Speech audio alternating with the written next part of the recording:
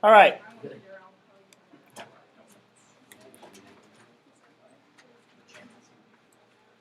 All right, let's go. Today's going to be a pretty comprehensive review of what we need to do. Yeah, mostly going over some of this homework is going to be a pretty good review because really for 2 days now the homework has been kind of the same, very similar. I mean, not all the problems look exactly the same, but they're the similar concepts of what we're going to be having on the quiz. So really, Thursday's homework from last week, and the homework I gave you on Thursday for Friday, the homework I gave you on Friday for today is really from all three sections of what's going on. Now the quiz, you notice it says up there 2.4 through 2.7. 2.4 kind of is overlapping in. It was on our last quiz. It's on this quiz because 2.4 was really where we really introduced the idea of local max min, and the number lines, those kind of things, and. So this screen up here, I've had this up here before. This is when we talked about differential equations. And so if you're copying that down, that's fine. And as you're doing that, I'll just kind of talk about, kind of the big picture here. Chapter 2 has been about derivatives. It's about derivatives as it relates to equations. As opposed to graphs, which we did back in chapter 1. So we learned all about the chart and all these interrelationships with derivatives back in chapter 1 graphically, and now we're learning about equations. And so we did the derivative rules, how to do derivatives of different types of equations, and so that's we started that process a little bit for our last quiz, but didn't really do much with it because now we've learned about the trig derivatives and the exponential and log derivatives. And so those are going to be on here a little bit on this quiz, doing these derivatives. Now, the reason we need to do that is we want to do these max-min chart kind of problems. And so we need to be able to do the derivative. When is a derivative 0? When is the second derivative 0? To be able to find the max and the mins and the inflection points and all that stuff. So we've got to be able to do these derivative rules and be able to do a number line and those kind of things to help us do these chart problems. Now, along the way, we did this little side trip into differential equations, you might say, because differential equations are also related to that. I mean, they're equations that have derivatives in them. They're kind of an odd kind of equation in the sense that the solution to a differential equation is the original function y. So working with them is a little different than what we're used to seeing. So from that standpoint, it's a little new, a little different. And so we spent some time talking about differential equations. So the quiz really breaks down into two parts, I think. The two parts are the differential equation things, and then the max and min stuff. And that would be the global and the local max and min stuff. And then overarching all that is the derivative and antiderivative rules, right? Because you got to use those in all those. In those kind of problems. You're using the derivative rules and the antiderivative rules kind of thing. Okay, so that's really what this is all about, what we're doing. All right, so we're going to spend today working through problems, and again, the same type we've been doing, but you need to see them over and over, I think, to understand what's going on. Is there a little bit of memorizing that you got to do this, got to do this? Yeah, a little bit of that, but it really should come along with understanding why you're doing it, so you don't you're just not trying to, blindly just do this step, then do this step, because then if you get off and you don't even know why you're doing it, then you're in trouble. So differential equations, the equation that contains derivatives. The solution to the differential equation is the original function y. We have three different types we talked about. One type is we can just do an antiderivative. This is like number 11. On your homework today. Number 11. It said solve the differential equation. And it gave you y prime equals. You should have just done the antiderivative. So you got to know your kind of how to, what's just the derivative backwards. So you just got to kind of guess and check. There's not going to be a lot of that on the quiz, but a little bit. Doing a derivative, a lot of derivatives, because all the chart problems and exponential problems, you got to do derivatives, second derivatives, so derivative rules, a lot of that. The antiderivative, do little, tiny. So we did one here. Y prime equals 3x squared. The antiderivative is y equals x cubed plus c. Antiderivative of this would be that. Just guess and check. So number 11 was a great example. What number 11 on your homework today? Right, section 2.5, right, number 11. So just like that. Okay? That's doing an antiderivative. Okay, so some differential equations are like that. Those aren't the real ones, the main ones we're working with here, right? Excuse me, those are pretty basic, just do antiderivative. The differential equations we want to really be focused on is this one, which is the bank interest one. The bank interest kind of problem. That doesn't have to be bank interest. It could be any kind of exponential growth. Okay, so any differential equation, got the video going, got the calculator going, things really go slow on my computer. All right. Anytime we have this situation, the rate of change is proportional to the amount of the output present. You know, that's an exponential growth. Like there's a problem, I'm going to give you a couple examples you can work on where it says, the problem says mold grows at a rate proportional to the amount of mold present. That's this right here. The rate that the mold grows, the amount of mold is y. The rate that the mold grows is proportional to, whenever you hear that word proportional, you stick a K in there, right?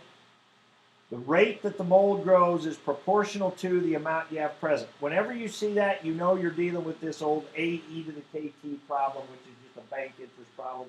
You had it the other day on Thursday's homework. I think it was number 47. Is that right? How come I can remember these homework problems better than you guys are going to do? 4.7, wasn't that? It was on section 2.6. No, that's about some rabbits. No, that's about the same thing. Population of rabbits. No, it must have been on section 2. What was that? No, that's, oh yeah, it was in 2.6. Yeah, First National Bank advertises 8% interest. Yeah, so you had that problem. Okay, so bank interest, that kind of thing. All right, then we have the next page here. The next page, the third type, is a kind we don't know how to solve, but we have to be given, so we have to be given the solution. Okay, and I just gave you an example here. And that's where we do the T-chart, where we verify that something is a solution. Okay? So, is that we can't solve one like that. We just have to be given the solution. Okay? All right, so let's do number 55, because number 55 is that kind. So the bank interest, we did one the other day, number 47 on yesterday, the other day's homework that we checked on Friday. And then this situation where we have one where we don't know the solution, they just have to give us the solution. Okay? All right, so let's do number 55. Actually, number 48 is the same thing. All right, so 55. They tell us that P prime is equal to 0.1 P minus 100. Okay, so is that type 2 or type 3 of difference equation? Is that the bank interest one? You read the problem, it's about a bank. It's about getting interest. Is it the one, though, in number 2? No, it's not y prime equals k times y, because it's got that minus 100 on that. It changes everything. That changes everything. So this is not that one where we know the solution. So we don't know what the solution to this one is. But look in part A. They tell you the solution. So they want you to verify that it's a solution. So they tell you that P is 1,000 plus C e to the 0.1 t. They tell you that that is the solution. Or they want you to verify that it is the solution. Right? Now, P is the same as P of t. Don't get messed up with that, right? P and P of t. It's like F and F of x. It's the same thing. F and F of x. And the one we just tell you what the input is. They're just telling you that x is the input, so F of x. P of t, whatever. So, for example, when I write this differential equation here, I could have written out p prime of t equals 0.1 times p of t minus 100, but then it just gets messy with all the parentheses and stuff, and it doesn't need to be there. So we just write it like this. But understand, p is the output variable here. All right, so we're going to verify that this is a solution. So we're going to plug this in. So for p, we're going to put that. See, I think some people get confused because this is p of t, and they didn't want to plug that into a p. But same thing. All right, so in place of p, I'm going to plug this. So I got 0.1, and then I got 1,000 plus c e to the 0.1 t, and then minus 100. So I'm going to distribute the 0.1. I get 100 plus 0.1 c e to the 0.1 t minus 100. Then what happens? Hundreds cancel. And so I get 0.1 c e to the 0.1 t. All right, that's all I can do. All right, what about on this side? I've got to do the derivative of p, right? I need p prime. So I got to do the derivative of p. Well, let's do that down here. So what's the derivative of 1,000? 0. And what's the derivative? Oh, we got a c sitting out in front. C is just a number. So I got c just sitting out in front. What do you do when you have a number sitting out in front? Stays there. Now, why don't we just take a second here to go back to, never mind.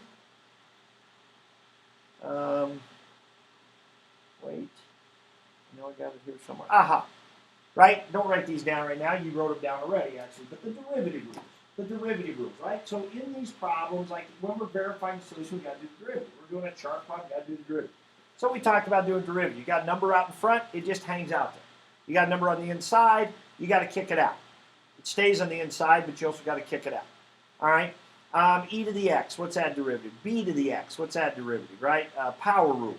Natural log, what's that derivative? Those kind of things, right? We did all the trig functions. We're probably not, we haven't done much of tangent, cotangent. I don't think I'm going to put those on the quiz tomorrow.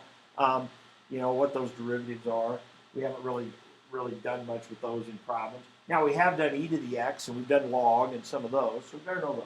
Sine and cosine, better know those, okay? But so we got our derivative rules, right? So we need them. So right now we need them. So we're going to do the derivative of this. So derivative of 1,000 is just 0. We got a c sitting out in front, so it's just going to hang out there. What's the derivative of e to something? It's the same thing. It stays the same. Except you got a number multiplied on the inside, right? So you got to kick it out, right? The 0.1 t. T is like the x. When you got a number on the inside multiplied times the x, you got to kick it out. So we got to kick out a 0.1. You know what? It's a good thing we got to kick out a 0.1 because there's one sitting out over here, right? So that 0.1, I can move it around with the c, and I get 0.1 c e to the 0.1 t. Sure enough, to get a match, it is a solution. I plugged it in for p and in for p prime, and the two sides match, so it is a solution. So now we go to part B, and we now know that this is our p equation, 1,000 plus c e to the 0.1 t. And they tell me that if I put in $2,000 now, how much will I have in 10 years? Isn't that the question? All right. So what do I do with that 2,000? Careful. No. Thank you, Jacob Roll. I told him to say that. He doesn't really think that. He knows that's wrong. But I told him to say that just to help me here. Okay? Thank you, Jacob. The 2,000 is not going for the C. And here's why sometimes people say that. When you do an AE to the KT, when you do an AE to the KT problem, this A is the initial amount, right? But here's why. Y is the amount. So if I put 2,000 in at the beginning, time is what? 0. When I put a 0 there, I get e to the 0, which is 1.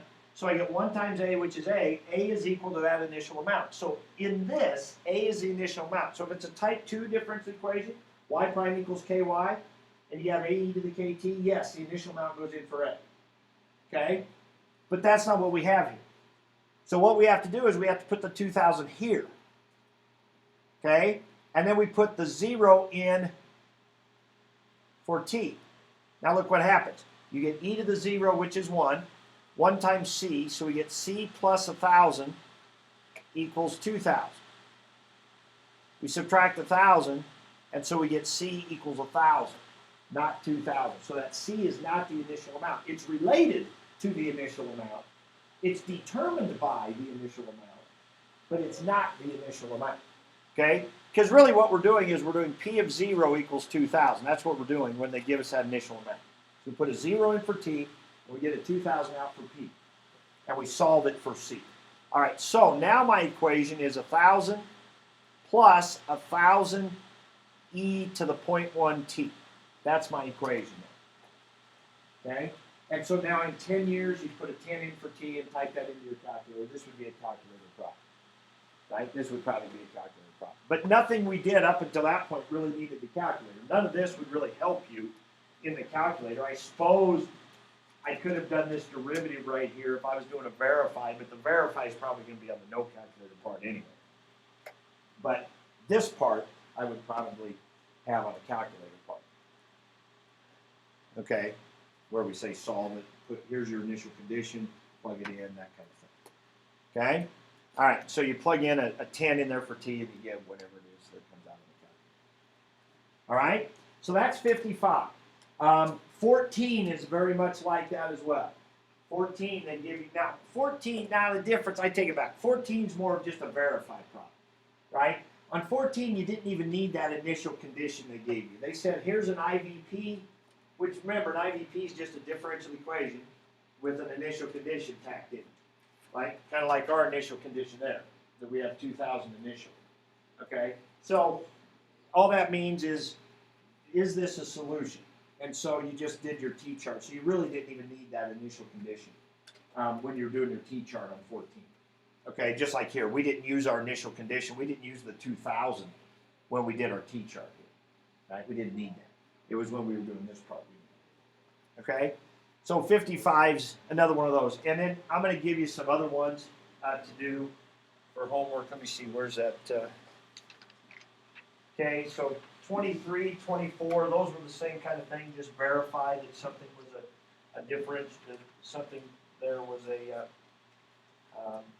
verify that it was a solution.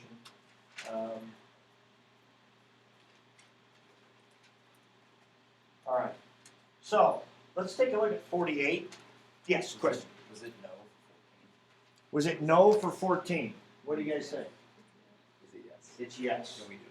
You have to kick out a negative k. Is that the one that has a negative k? No. I'm thinking of 14. You have to kick out a 2. What's the differential equation? It's y prime equals y minus, how much? Okay, and what did they tell you to put in for y? 100 plus 50 e to the 2t, so that's y, and then be minus 100. So then you get 2 times that, so that'd be 100 e to the 2t. And so they told you y was what? 100 plus 50 e to the 2t. So when you do y prime on that, the derivative of 100 is 0, and 50 would just hang out there. And then derivative e to the 2t is e to the 2t, and then you have to kick out a 2. 2 times 50 is 100, so over here you get 100 e to the 2t. So they would know. Yeah, you got to kick out the 2. The 100 goes away. So yeah, it's very similar on 14 to number 55.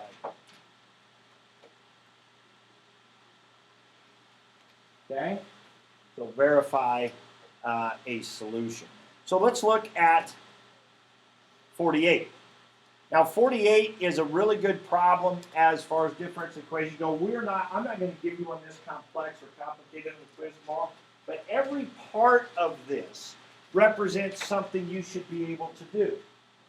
Okay? I mean, this problem alone could be everything, just this one problem could be everything I want you to be able to do with differential equations. Right? Matter of fact, if I change one thing in it, it would represent everything that I want you to be able to do. So let me read the first sentence. It says, when the valve at the bottom of the cylindrical tank is open, the depth of liquid in the tank drops at a rate proportional to the square root of the depth of the liquid. Stop right there. cylindrical tank. So pretend we have one of those big orange Gatorade coolers sitting up here, right? We have a big orange Gatorade cooler, and you got the little spigot down at the bottom, right? This is what we're talking about. Okay, so you open that up, and the water or Gatorade comes out or whatever. One of the things I want you to be able to do, and we've done it in a few of these problems, is I want you to be able to just take that English language and write that as a differential equation.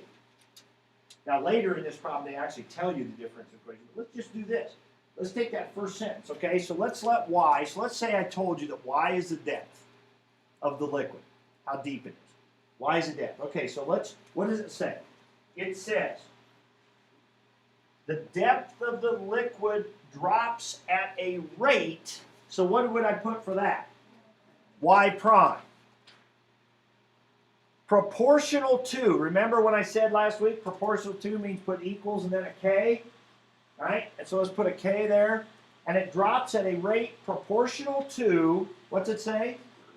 Square root of the depth of the liquid. What's the depth of the liquid? Y. So one of the things I might ask you to do is give you that sentence right there and just say, write the differential equation that sentence describes. And that's what you would write right there. It's that easy.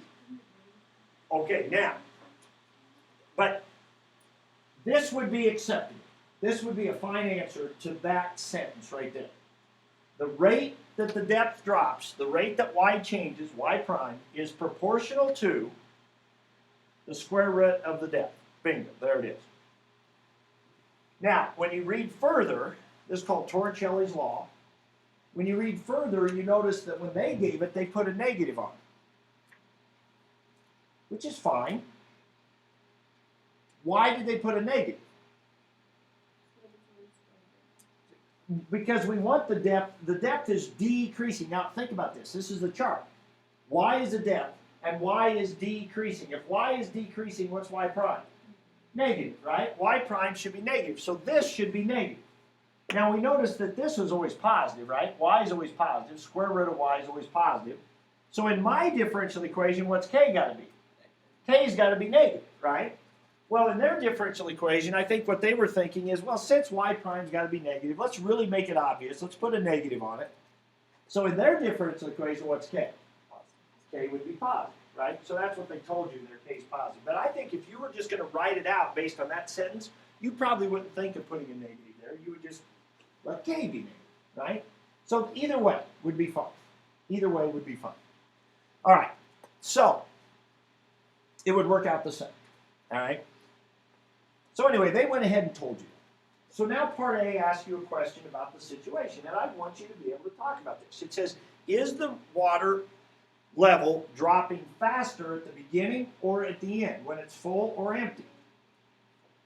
Well, when it's full. Number one, that's common sense. We've all taken water out of a jug, and we know when it's full, it comes out really fast, and towards the bottom, it starts coming out pretty slow.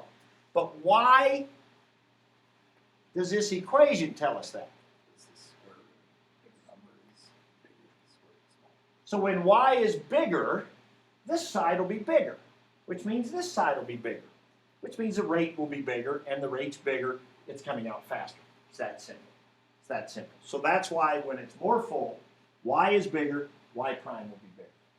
Okay, that's it. That's all you have to say for that. All right. Then we go to B.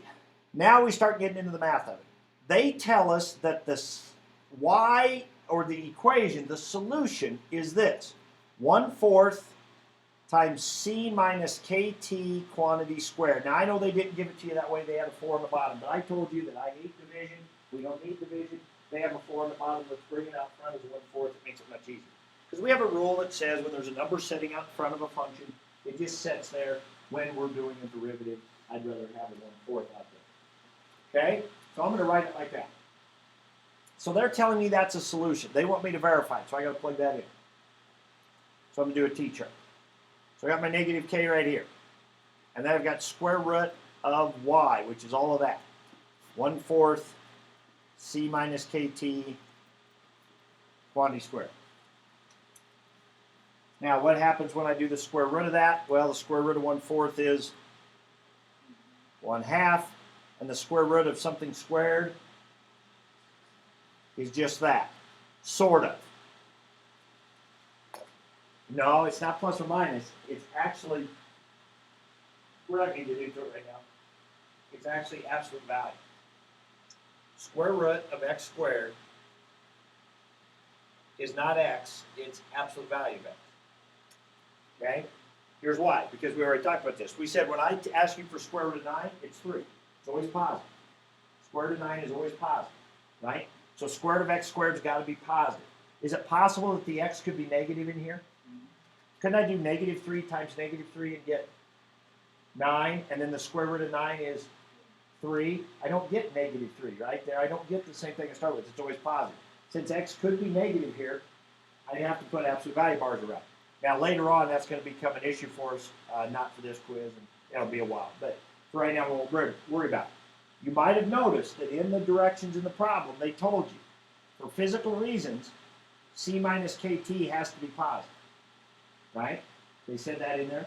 You read the problem, that's in there. Okay? Well, then that's enough to tell us right here.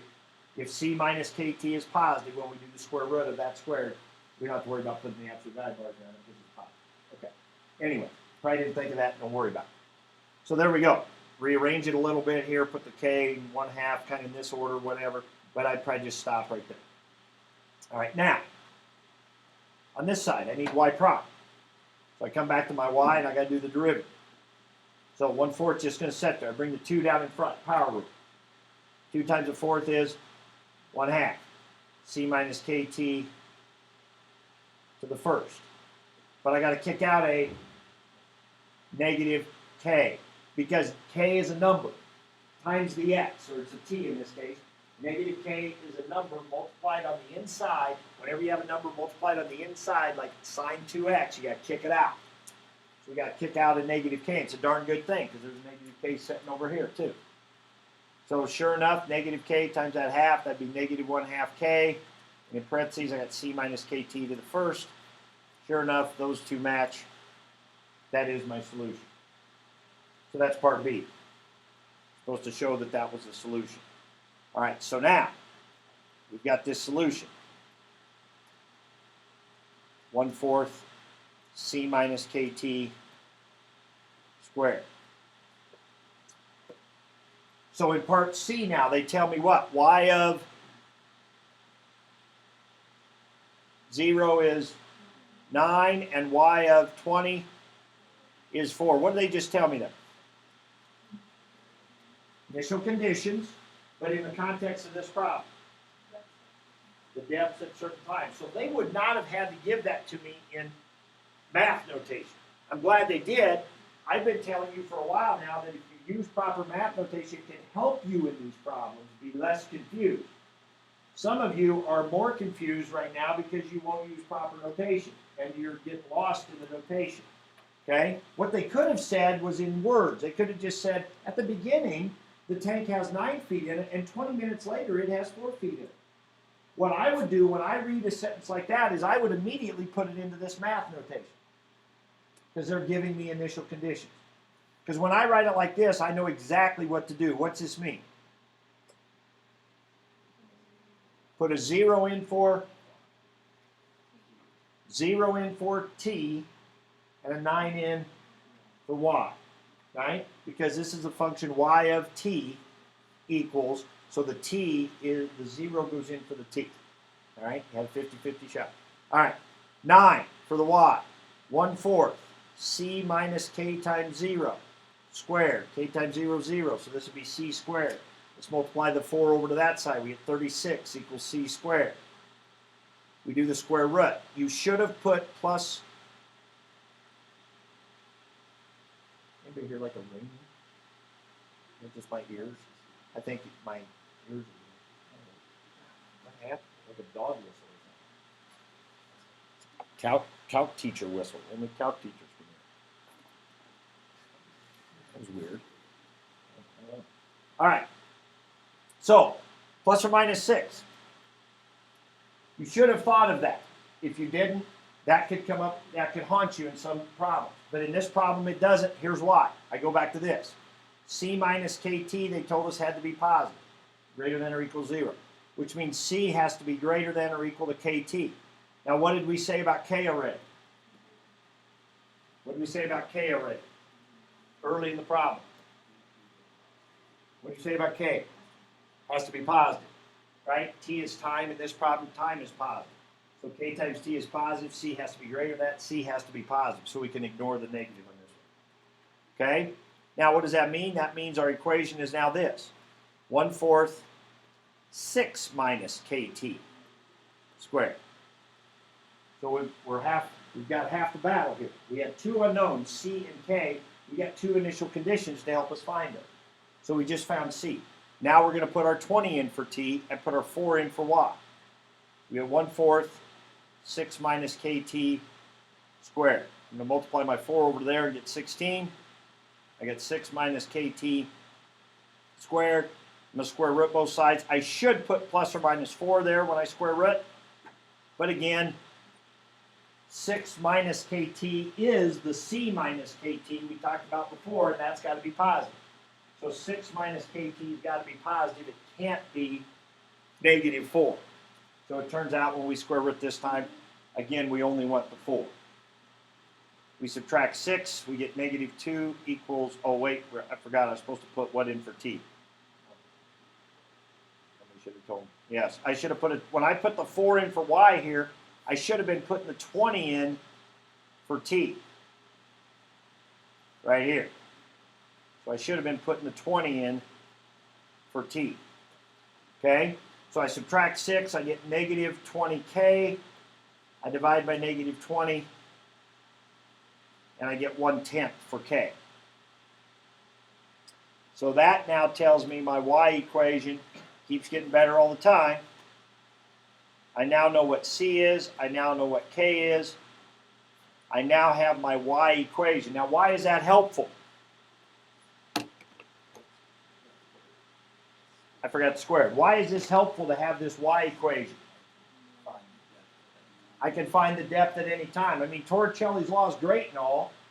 You know, this differential equation is great. The rate that it drops is proportional to the square root of the depth. The problem is there's no t in there. I can't find how deep it is. It tells me about the rate, but I can't find how deep it is at any time. The solution to the differential equation is what I really want, because that allows me to find the depth at any time. All right, now it says show that the tank's empty after 60 minutes. So what are you going to do? Put 60 in for t. It's pretty easy. 1/10 times 60 is 6. 6 minus 6 is 0. Sure enough, you get the depth is 0. Y is 0 when you put in 60. But show that work. Put the 60 in, show that you get 0. Okay? All right, so that was part C. We skipped part D. Part E says, now, at what time is the water dropping, the water level dropping 0.1 feet per minute? My hope is as soon as you read feet per minute, you think what? Y prime. And since it's dropping, this actually should be negative 0.1. Now that's something that sometimes catches some people. We're going to plug this 0.1 in, but when we plug it in, we've got to plug in a negative. Now, usually if you forget the negative, you'll work it out and you'll come up with a negative time and you'll realize, oh, wait a minute, you know, I must have missed a negative there. So this is y prime. So the question is, where do we plug it in? Well, we go back to here. I got a couple of y primes. I got this y prime. I could plug it in there. But I also got this y prime over here. Which one of those would you rather plug it into? The red one. Why? Because you know the C. And it's got t in it. Doesn't the problem say at what time is it dropping at that rate? So we want to figure out t. Here, if we plug it into here and we know k, that's fine, but we'd find y. We'd find at what depth it's dropping. Now that'd be fine. We could take that y and plug it into our depth equation and get t that way. I mean, so we could do it either way. It wouldn't matter. Okay, but I would agree. I think we ought to take our y prime equation, which was, where was it? Right here? It was this red one right here. So I think we ought to take our y prime was negative 1/2 k times c minus kt. Wasn't that it? Now we know what k is now. K is 1/10, so this would be negative 1/20. 6 minus 1/10 t. That's actually my derivative right there. right, from the work I did earlier. Okay? And now I'm going to put my negative 0.1 in there and solve for t.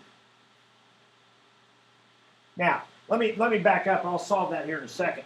But I kind of skipped over this. So when we got this y equation, like Ryan said, now we can find the depth at any time. So I could have asked some questions like that. You know, what was the depth in 30 minutes? What was the depth in 40 minutes? And you would have plugged those values in for t. Or when was the depth 3 feet? You know, you'd have plugged the 3 in for y and solved for t, right? So I could have asked all those kind of questions about the depth once we had that solution. Okay, but now we put this rate in here, so let's multiply by negative 20, that'd be 2. Okay, subtract our 6, we get negative 4 equals negative 1/10 t. Multiply by negative 10, we get 40. So at 40 minutes is when it was dropping at that rate. At 40 minutes. Okay, so there you go. That question right there encompassed everything I would want you to be able to do about a differential equation. They give you a sentence, be able to write out what the differential equation is. I told you the solution, verify that it's a solution. The solution might have some K's or C's in it. Give you some initial conditions, plug those in and figure out what they are. Okay? Once you figure out what they are, I ask you some questions about the situation. You can plug in values and to answer those questions. That's it. I mean, that's about everything we've done with differential equation problems right there in a nutshell. All right. We said we want to be able to do some derivative problems. So let's practice one right now. Let's do, I feel like there's something else I want to do here. So let's do, oh, oops.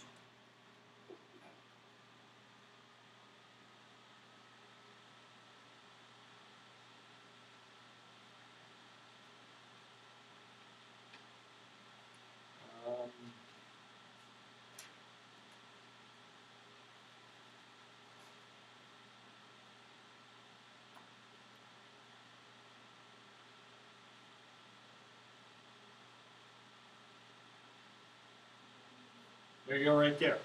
Let's practice doing that derivative right there.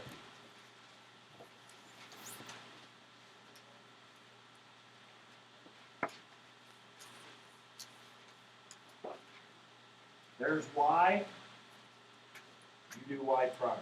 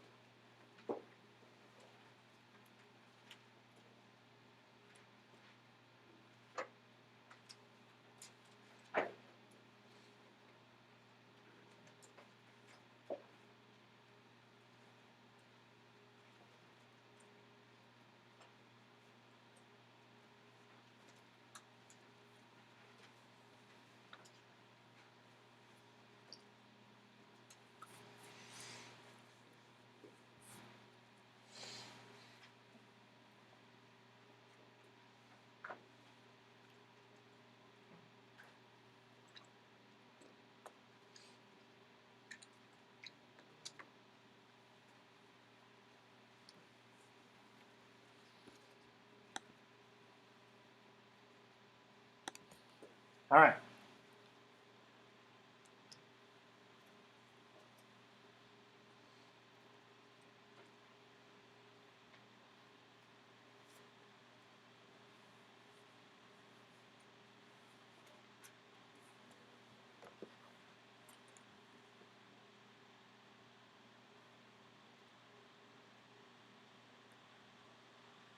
Ignore that red. Ignore that thing in the red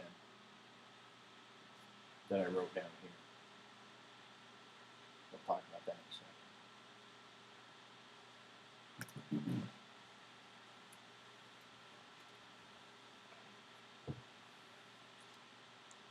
All right, questions?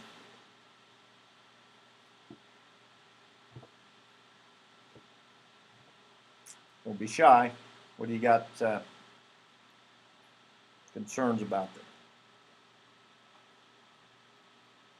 Yes. Does it have to be like ln of 7x? Right. 1 over 7. Right. Well, now that's it. That is it. Yes. Number one, to use the rule, it has to be an x. Because ln7 is a number.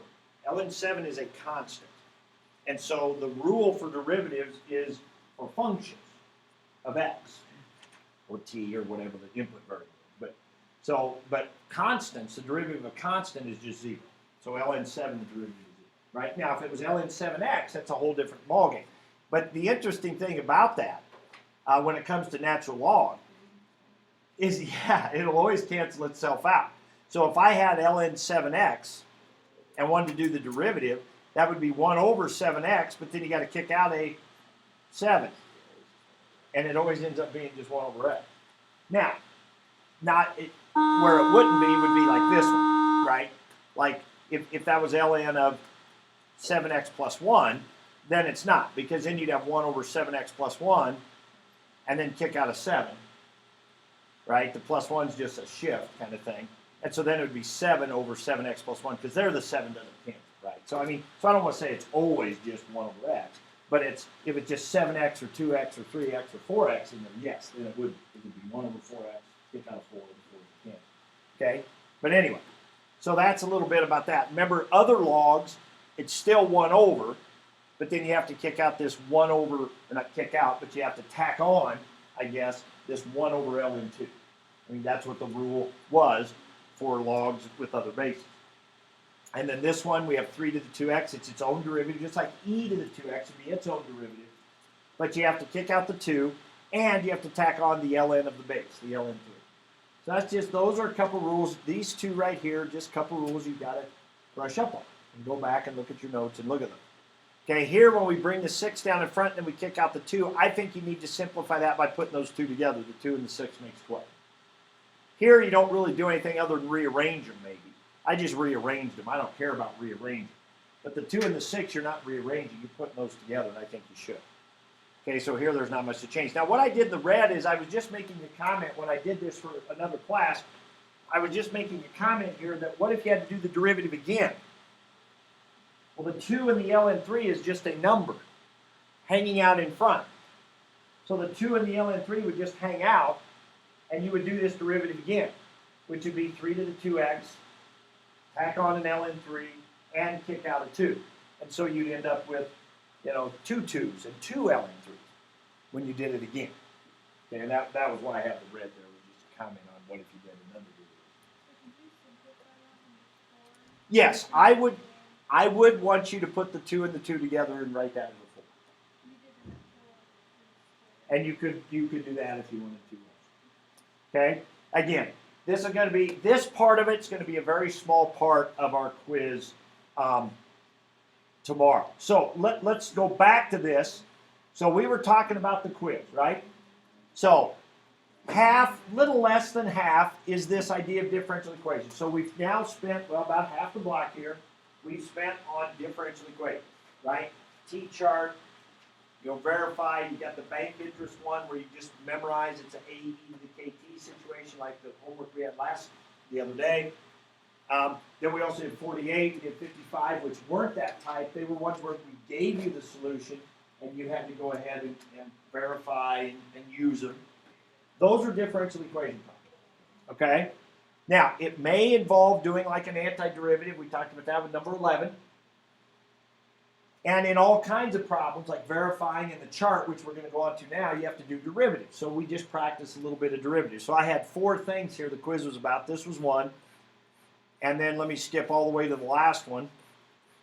And the 4th thing it was kind of about was, it's coming. Patient. I know. And then derivatives and antiderivatives. So a very small part. So a very small part of it would be just kind of some basic rules there, like doing derivatives. But you have to do derivatives in a lot of the problems, so it's in there. Okay, the other 2 things would be your max-min chart stuff, inflection points, local max-min, and then your global max-min. Those things. And those 2 things are half the quiz. Okay? Global max-min, chart stuff, local max-min, that kind of thing. Now, let's remember the difference. Okay? If we're doing chart kind of stuff, like local max, local min, or inflection points, we're doing number line. Okay? We're doing number line. Because the key parts of the chart,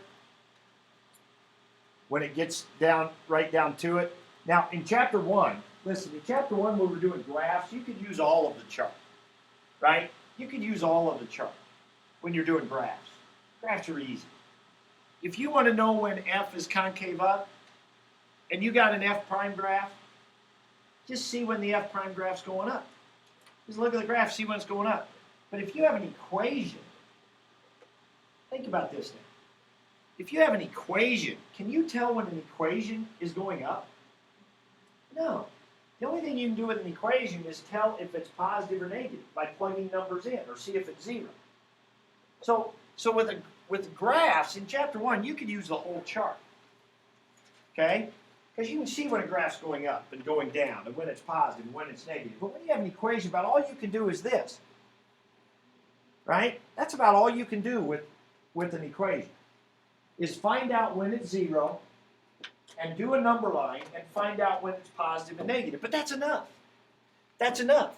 So if I want to know when F has a local max, min, or flat spot, I do when the derivative is 0. And if I want to know if it's going up then down like a local max, I do a number line and see if it switches here and here. If I want to know if F is concave up or concave down or has an inflection point, I go down to the second derivative. And I see where it's 0, because that's a possible inflection point. And then I do a number line and see when it's positive and negative. And that tells me when F switches concave, which is what an inflection point is. So these are the 2 parts here that I need. And that's why we do F prime number line if we want to do max and min, and we do an F double prime number line if we want inflection points and concave. Okay? So that's what we're doing with this. Of course, then we have this thing. Then we have this thing about so that's this. That's the chart stuff. Global max min is different now. That's when we want the highest and lowest point of F. So we have to plug into the F function to find that out. So here we're plugging into F prime and F double prime to find out our chart stuff.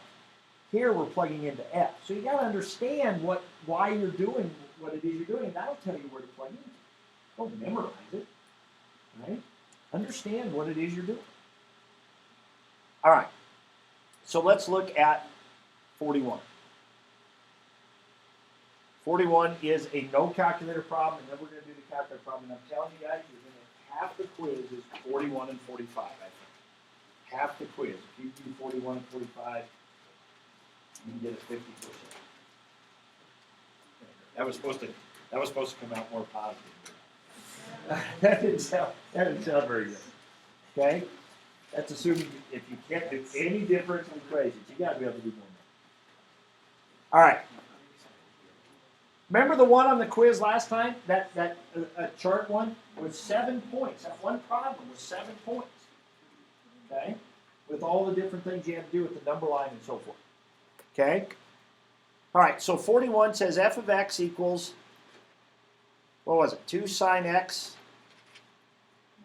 minus root 3 times x. You put the x underneath? Yeah, that would be tough. All right. Now, we're supposed to find in 41, we're supposed to find, oh, this is the one that wants everything. I mean, it wants a local max min, it wants a global max min, it wants inflection points. Okay, let's do the chart stuff first. Okay, so this wants, so if we want to do local max min, we got to do f prime and see where it's 0. So what's the derivative of 2 sine x? This is no calculator, by the way, 2 cosine x. And then we got square root of 3 times x. Well, anytime you have a number times x, it's just that number, right? And there's your derivative right there. And we got to set that equal to 0. So you've got to write that out, just like that. Do it just like this. I'm telling you guys, the points do these just like what I have it here. Okay, we're going to add 3 to this side, and we're going to divide by 2. We get cosine x equals root 3 over 2. And what quadrants is that in? That would be in 1 and 4. Right? Now, if you're having trouble with that, you know, whatever. That's that trig stuff I told you we got to be able to do. You want to come in and do the trig stuff, that's fine. But it's going to be at pi 6. That's going to be at 11 pi 6. Okay? Now, those are stationary points, right? That's where the local max, but you can't stop there. I mean, the question says identify the local extreme. You can't say, well, there they are. There's the local max and min. No, they could be flat spots, number 1. Number 2, identify means which one is which. And why. It'll say justify the answer. So, this is why we do the number line. And label it. Because you're going to have one later that's f double prime. So, we got to know which is which. All right, so I put pi 6 on here. I put 11 pi 6 on here. Since I'm not using the calculator, I need to have numbers I can plug in. Now I'm going to plug them into f prime, which is the red here. Right? Here's where I'm going to plug them, right there. Okay? So let's put 0, let's put pi, let's put 2 pi. Okay? So we're going to plug in 0. So 2 times cosine 0. Cosine 0 is 1. 2 times 1 is 2. 2 minus root 3. Root 3 is about 1.7, but we know for sure it's less than 2. I mean, root 4 is 2. So 2 minus something less than 2, that's going to be positive. Put pi in there. Cosine pi is negative 1, so that'd be negative 2 minus root 3, so that's definitely negative. And then 2 pi would be the same. Cosine 2 pi is 1, so it'd be 2 minus something less than 2, so that's going to be pi. Okay, so there we go. Now, very important, because probably if this problem's worth 7 points, 3 of them come now. Local max at where? X equals pi over 6. Now, I will make one little comment about this particular problem. I don't know how carefully you read the directions.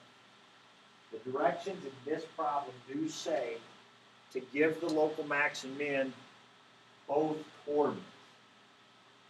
We never do that. This is the only problem in the book, I think, where they ever asked you to do this in the AP test. I don't think they've ever asked for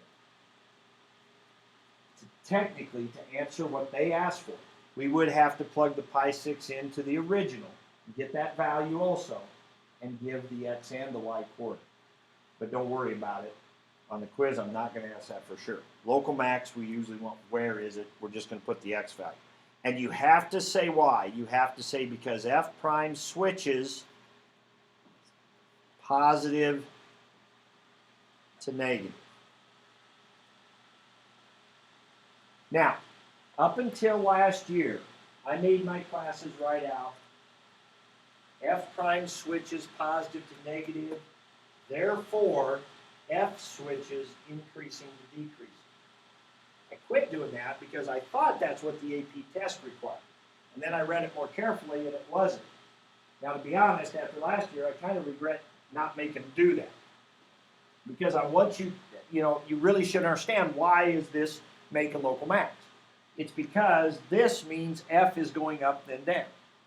Okay? But this is what you have to have. You can't say just the part about f. You can't say because f is increasing and decreasing. You can't say that. Your number line is showing you that f prime switches positive and negative. All right, local min. That's probably more important when we get to the second derivative number line. I'll talk about that. F prime switches negative to positive. Okay, so if you do a local max min problem in the quiz and it looks just like that, that's good. You're going to get all the points right there. Okay? Now, let's go on and do the inflection points. The inflection points, we need the second derivative. So that would be -2 sine x. And then what's the derivative of -√3? Nothing. That's just a constant. So that's 0. And then that equals 0. Now Ryan, I think, I was going to say I told you wrong here, but I didn't. You were wrong and I didn't catch it. Sorry. Don't you have no inflection points here? Yes. That's Yeah. No, because I assumed you knew your unit circle, and that was a bad assumption. Where does sine x equal 0? Well, first of all, we can divide by -2. Okay, let's divide by -2.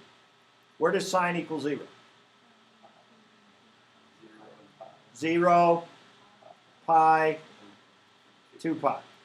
Where's this interval? I forgot to write that down in this problem. We're going from 0 to 2 pi, right? I don't think you had pi in there, did you? I must have forgotten. Sorry. My fault. All right. So, where does sine equal 0? At 0, at pi, and at 2 pi. Now, 0 and 2 pi are at the ends of the interval. We never, on the AP test, they never require you to count the endpoints when it comes to local max-min. Now remember, global max-min, endpoints are very much a part, right? In global max-min, we do check endpoints. Local max-min, here's why. Because at the end, on local max-min and inflection points, we always want to check on both sides and see what's switching. Well, if these are our endpoints, we have nothing on this side. We have nothing on the other side. So the 0 and 2 pi we wouldn't have to put. Now, I'll go ahead and put them on here. But I'm not going to check outside of my endpoints. So in here, we would have, say, pi halves. And in here, we would have 3 pi halves. And we would need to plug those into f double prime. Now, where is f double prime? Where am I going to plug those into? This one. You've got to plug it in before you went and started adding and dividing and doing stuff like that. Now, if you factored it, that's okay. But if you started dividing stuff out of there, you don't want to do that because that will affect your signs, your positive and your negative. Okay, let's put a pi halves in here. Sine of pi halves is 1. 1 times -2, that's negative. 3 pi halves, sine is -1 times -2, that's positive. All right, so what does this mean?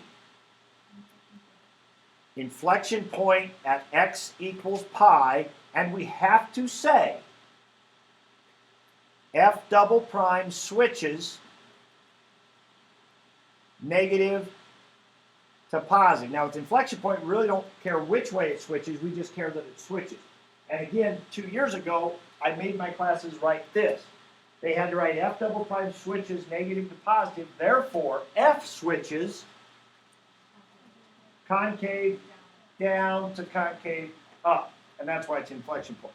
Okay? But you for sure have to have this. Since f double prime is switching negative to positive, f has an inflection point at x equals pi. Now, did anybody look in the back of the book? They may have included 0 and 2 pi as inflection points also. Nobody wants to admit they looked in the back. Maybe you didn't have it, I don't know. But if you did check on the other sides, I think it would switch, and so they may have included them. But I won't ever make you count endpoints as inflection points or local max-min. All right. So there you go. That's what chart, number line kind of problems have to look like. Now we got global. Okay? So back to this picture here. So that's what we just got done doing. Global, we need list of candidates. Now, our candidates are two different things. Either the derivative is 0 or the endpoints. Remember, it's because of this. If I have a function that does this, here's my local max and min, but those are not my global max and min. My global max and min, my high and low points happen to be at the endpoint. So we have to check endpoints also. All right, so we need to go back to where f prime was 0. We've already done that. We had x equals pi 6 and 11 pi 6. My endpoints are x equals 0 and 2 pi. So I'm going to make a list of candidates. I'm going to write this as f notation. I think this is important. Okay? And I'm going to plug these numbers in. to the original F. Now, here is, and I will tell you that 41 gets kind of tricky because things get a little messy here with the plugging in. On the quiz tomorrow, I'm not going to make them get that messy when you plug in. Okay? But there are some neat things that we can kind of learn from this because it does get messy. And I'll show you how we can use all this information we've gathered so far. So the first couple aren't too bad. Okay, here's F. It was, what was the original problem? 2 sine x minus root 3 times x. Okay, there's my original F. So I put a 0 in there, sine 0, 0, square root of 3 times 0. Okay, that's 0. That's easy. Okay, 2 pi. Sine 2 pi is 0, so that's 0. I get negative root 3 times 2 pi. Negative root 3 times 2 pi. Now, what in the world is that?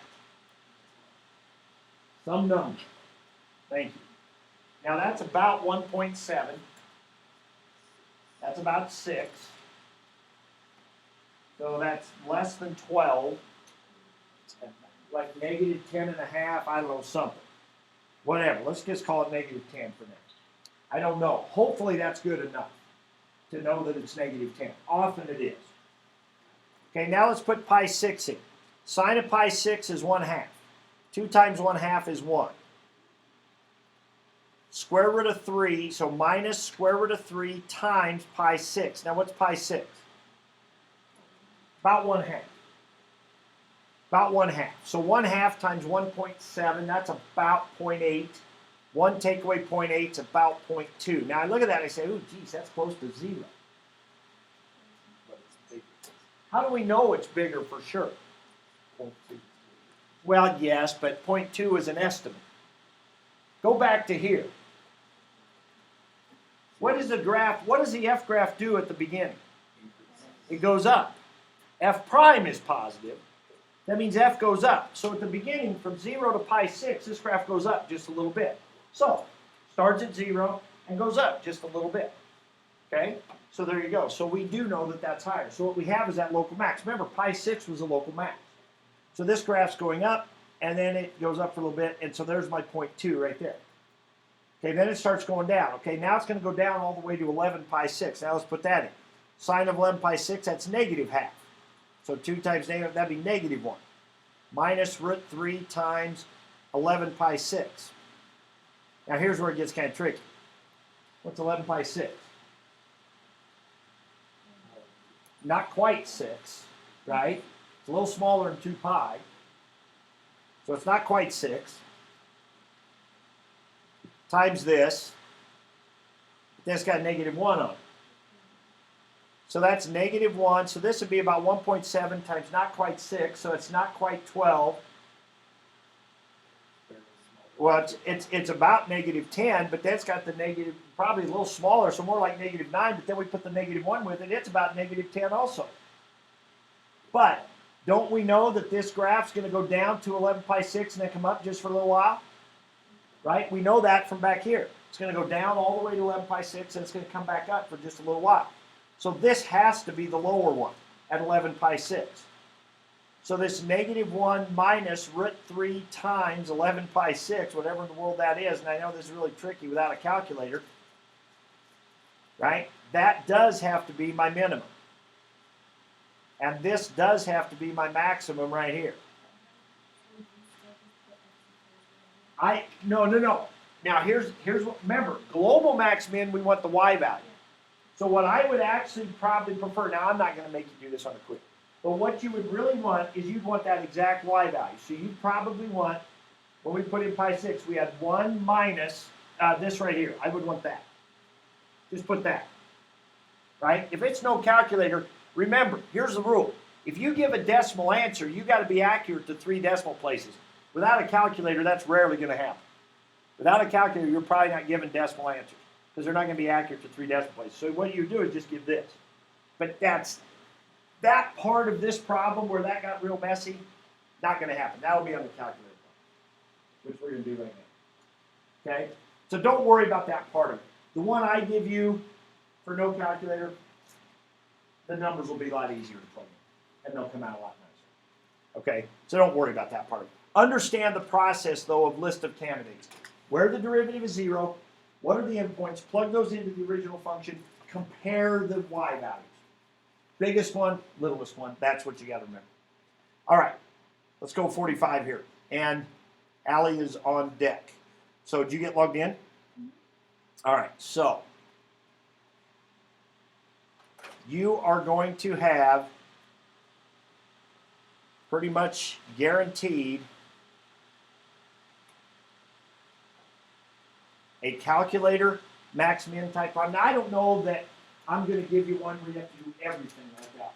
I might give you one on the calculator where you have to do global max min, and then I might give you one on the no calculator, which is local max min and inflection point, chart step, or vice versa, whatever. Okay?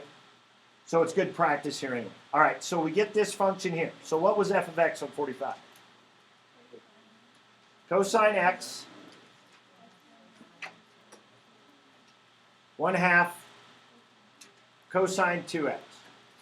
All right, so your first job, if I read the problem right, it says find the local max and min. And we're on the interval 0 to 5. Okay, so your first job is to do the derivative. So Allie, go ahead on your calculator and do the derivative. While she's doing that, I'm just going to do it without the calculator. You can do it either way. We got negative sine x plus 1/2 is just going to sit there. Derivative of cosine is negative sine, so that'd be negative. Sine 2x, we got to kick out a 2. So, those are going to cancel. We get negative sine x minus sine 2x, and then we're going to set that equal to 0. So Allie's got it on the calculator for us. That's good. They wanted to see it. Allie, they wanted to see it. Pay attention. Here it is right here.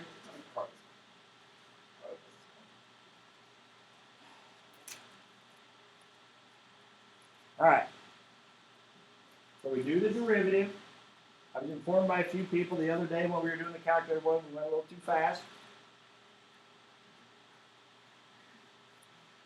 Which is fine. So get your calculator. Listen, seriously though, get your calculators out and do it. We've got 20 minutes here, over 20 minutes. In these 20 minutes, I don't want to, if you leave here after these 20 minutes and can't type these things in your calculator, that's a problem. And so you're going to have to be in here in the morning or whatever, or lunch tomorrow, because you're going to have to be able to do this on your calculator tomorrow. Okay? You're going to have to be able to do derivative. Well, I think the derivatives you can do without the calculator. You should know the derivative rules anyway. But the solve, you've got to have your calculator. And the plugging in values for your list of candidates or for your number line, you're going to need to be able to do this on your calculator. So make sure you can. All right, so she did the derivative, and we got it right there. All right, so now we want to do the local max min. But on your paper, you're writing out what you're doing. So again, you may not, if you did the derivative on the calculator, you would only have the blue part here, right? You would only have the blue part. You wouldn't have this worked out. Okay, now we're going to solve. So we're going to let the calculator do the work for us. So Allie types in solve, or you go to the menu. Maybe that's how she did it. She went to the menu. Wait, do you see what happened there? She got too few arguments. She got an error. Too few arguments. What's she missing? Comma x. Inside the parentheses. We're going to do here in a second. Yes. Now, let's say she hits enter right now. Okay? Then you see that. Oh, it's giving her all of them. That's what those N6s are, or N8s, or whatever you're getting, N3s, or whatever. You're getting all of them. We only want the ones from 0 to 5. Now, what she could do is she could, wait, delete that. Hit Control Enter right now. Hit Control Enter, which gives you decimals. You see, she still gets the N8s. So it's a problem, right? You've got to be able to put in the 0 to 5 limiters. Okay, so let's arrow up there and grab it again. So outside of the parentheses on the solve, we're going to put the vertical bar, and the 0 to 5. Okay, so the comma X goes inside the parentheses, and the vertical bar and the limit, domain limit, goes there. Now, whoops, it's 0 to 5, not 2 pi in this one. 0 to 5. Now, she hit enter, and it gave those answers there, 2 pi thirds and 4 pi thirds. Now, the comment came up in the other class, if you're using your calculator, would you rather have decimals? I don't care. Now, where decimals do come in a little handier is in your number line, finding numbers in between to plug in. Because there's no reason to plug in pi 6 or pi halves when you do your number line now, because you got the calculator to do it for you. So there's no reason to pick nice numbers. So it's totally up to you. If you want to do decimals, just remember, the rule is accurate to 3 decimal places. All right, so she did it this way. So we'll put in 0, 2 pi thirds, 4 pi thirds. Oh, I skipped one. Was pi in there? Pi was in there. Okay, now we're supposed to be doing local max min on this one, right? So we now need our number line. Even though we're doing the calculator, it is not okay to just graph F and trace and see where the local max min goes. It's never been okay. You've never seen me do that, and that's not how you would do it on the quiz. It would look just like this.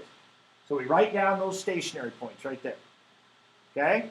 So we put them on a number line, 0, preferably in the right order, pi and 4 pi thirds. Those are all between 0 and 5. Now, 0 is an endpoint, though, so I'm not going to put anything to the left of 0 because it's an endpoint. So now, what's in between 2 pi thirds? Well, 2 pi thirds is like 2 something, right? So 1 would be something I could put in there. 3 would be in between here. I think 4, this is like 4.7 something. And then 5, I could put a 5 in, even though it's an endpoint. I can put a 5 in. Or if you don't like that, put 4.9, whatever. Okay? So those would be numbers I can put in. Now, here's the part that some of you did not catch on to on Friday. I get it. With the curly brackets, the thing I showed you with the curly brackets, you don't have to do that. So, Allie, I'm going to have you do it a little bit more the long way for us. We're going to plug in 1, 3, 4, and 5. Now, she's already grabbed the derivative here. Don't do it yet, though. Oops. Hang on a second. So she went up and grabbed her derivative. We're now going to plug 1, 3, 4, and 5 in for x. Now, here's what you've got to be able to do. You've got to be able to use your calculator to plug numbers in. I showed you a nice little trick with the curly brackets and stuff so you could do it all at once, but if that confused you, then don't do it. And number 2, you do not use solve here. Solve is when you're doing an equation. What we are doing is plugging numbers into a function. So if you want to plug a 1 in, just go here, now do it, Allie. Go right where the x is and put a 1. And wherever the x is, put a 1. And do that. And hit Control Enter. Okay, it's a negative. Now, if you want to do the thing with the vertical bar and the curly brackets, great. Go for it. But if that is confusing to you, my God, the last thing you want to do is get thrown off on the quiz because you couldn't figure out how to plug a number in for an x. Something you do in Algebra 1, right? So just take your equation and put the number in where the x goes, just like she's doing right here. Okay? Don't make it hard on yourself. So she got a negative. She's going to get a positive and a negative and a positive. It's going to turn out they're going to alternate. Right? So we're just going to plug in our 1, our 3, our 4, and our 5, and we're going to plug them into f prime, and that's what she's doing right there. Okay? Negative, positive, negative, and then again a positive. Okay? So we do the solve when we're setting it equal to 0 and solving it to find our stationary points, and we have to limit it to be between like 0 and 5. And when we do our number line or our list of candidates, remember, on list of candidates, we're going to be doing the same thing. The difference is we're plugging it into the original, not into f prime. So we would be plugging those numbers into our original, and we would be doing the same thing as what she's doing here. But you could also do the curly bracket thing if you wanted to, that I showed you on Friday. All right. So local min, just because of time, I'm not going to go through all this. So the local min would be what? At 2 pi thirds and 4 pi thirds, because f prime is switching from negative to positive. And local max, because f prime is switching from positive to negative, would be at pi. All right? Part B asks for the inflection points. So we would need to do the second derivative. So we're going to write out the second derivative, set it equal to 0. So on the calculator, we would do the derivative. Now she's going back in, and that's probably smart, going back in and changing those to x's, probably just about as fast as arrowing all the way up there to find it. I would just hit enter right now, to be honest with you, and then go get your derivative thing, and then you can paste it in. It's probably just about as easy. So there's our derivative. Oops.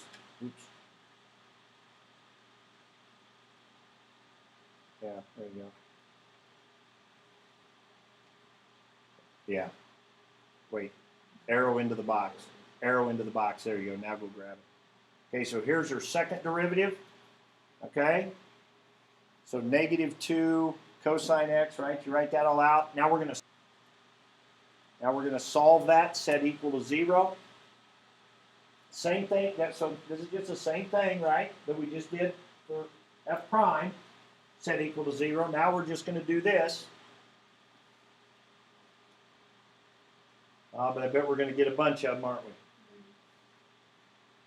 Well, yeah, if we don't put the 0 to 5 thing in there. Okay? So she's going to go ahead. But this is good. I mean, this is good. Allie, I told Allie to do that on purpose. I told her to do that wrong on purpose so that we can all learn from it. Right? Good job. I met with her and Jacob before class. All right?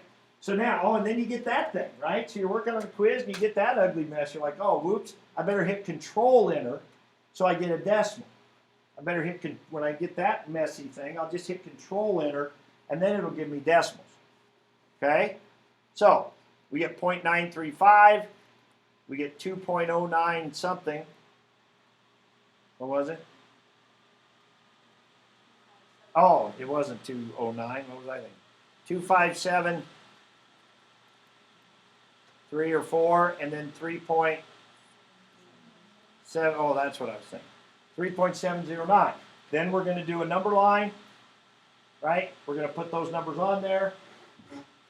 We're going to get our negative to positive, hopefully, and that means it's switching concavity, and that means we have inflection points, which is just what we did on the no calculator one, except now we're doing it with our calculator and finishing that out. Okay? So that's a chart question. And if this was a global maximum problem, it's not. They didn't ask for that. We would do list of candidates. We would take our endpoints, 0 and 5. We would take our stationary points, those 4 of them that we had earlier. We could plug those into the original. We would check out our Y values, see which one's bigger, which one's smaller. Okay? All right. So for tomorrow, I'm not going to be checking on this, but if you want some good problems here as far as review, if you take out your assignment sheet here, there's some there, and then you could add to this. I guess I think I've got them written up here.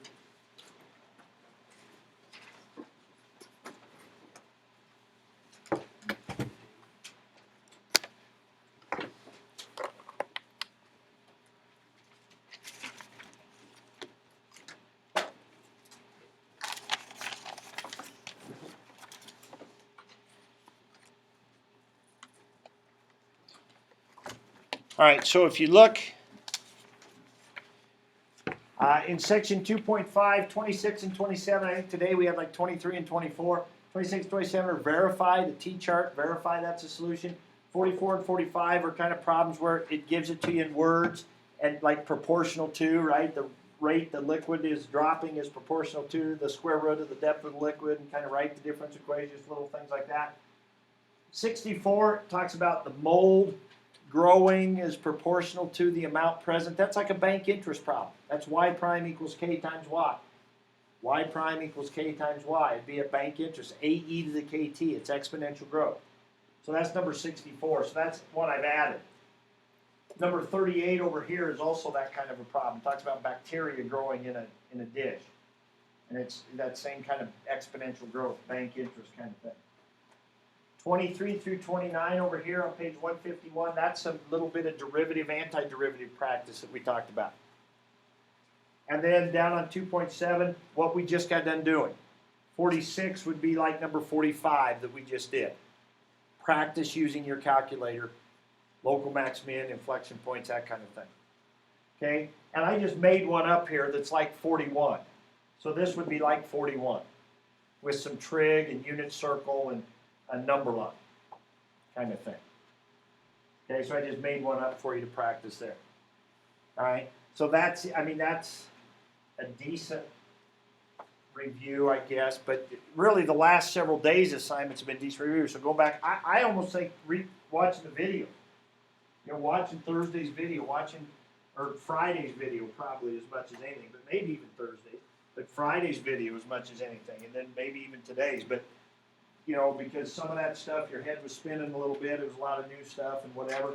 Now maybe going back and seeing it might make more sense. Depends how comfortable you feel with this stuff right now.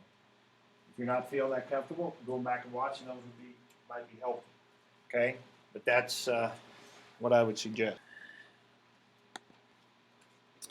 All right.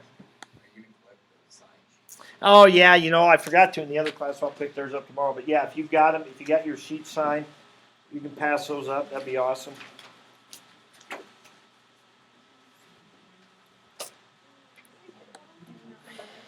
Yeah, let's see. Heather needs one.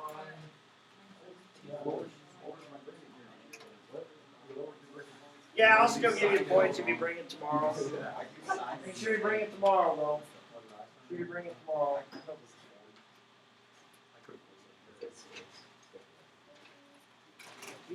Yeah. So if I wanted to plug in, so that would be back here. Okay, so if I wanted to plug into my derivative, so here's my derivative, right? And I was doing my so hit it. So if I wanted to plug into that a bunch of different x values, I could do triple bar. And then I could go x equals. Now, if I just wanted to plug, so the x equals. So if I wanted to plug just one number in, I could do it one number. Right? Like I could go 1, hit 1, and then hit it, and then do it. Or I could do the curly brackets, and then what one would we have? 1, 3, 4, 5. Yeah. Yeah. Those aren't very helpful, so you control it. And then it's negative 5. And that would show.